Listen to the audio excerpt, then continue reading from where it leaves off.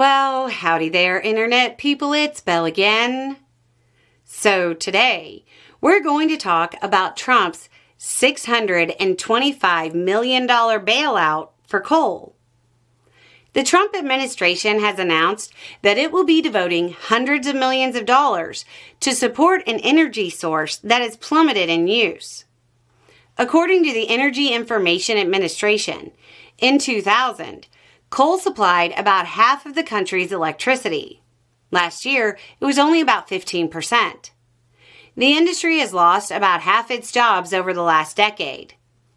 The energies Trump has been trying to discourage, wind and solar, produced more than coal last year. Amanda Levin of the Natural Resources Defense Council said the Trump administration was committed to, quote, supporting the oldest, dirtiest energy source.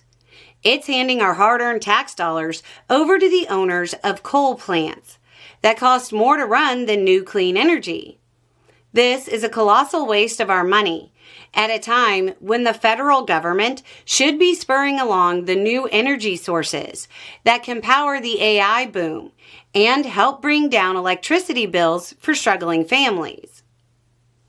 More than half of the $625 million being spent on dirty, obsolete energy will be spent to modernize or recommission old plants.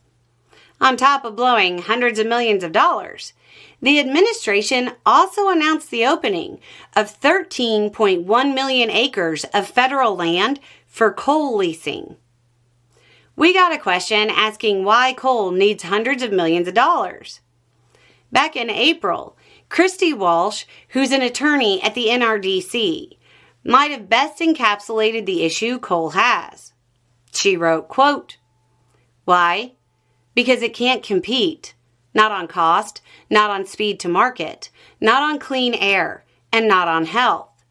At this point, a utility or state regulator that decided to spend money on coal instead of a clean resource like solar, wind, or storage would be throwing those dollars down the drain in favor of a political agenda at the expense of everyday customers. Again, that was back in April. It wasn't in response to the Trump administration standing over the drain with $600 million. The timing of this announcement couldn't be worse for Republicans. They're cheering on spending hundreds of millions of dollars to prop up a failing energy sector while simultaneously running headlong into a government shutdown because they don't want to give working class Americans credits to keep their health insurance, which is made even more eyebrow-raising because there are studies that suggest coal-powered electricity plants end up costing billions more in healthcare costs. This bailout won't save the coal industry. As Frank Holmes of U.S. Global Investors said, quote, coal may see a temporary boost from regulatory relief, and some investors may profit in the short term. But in the long run, I think the writing is on the wall. Anyway, it's just a thought. Y'all have a good day.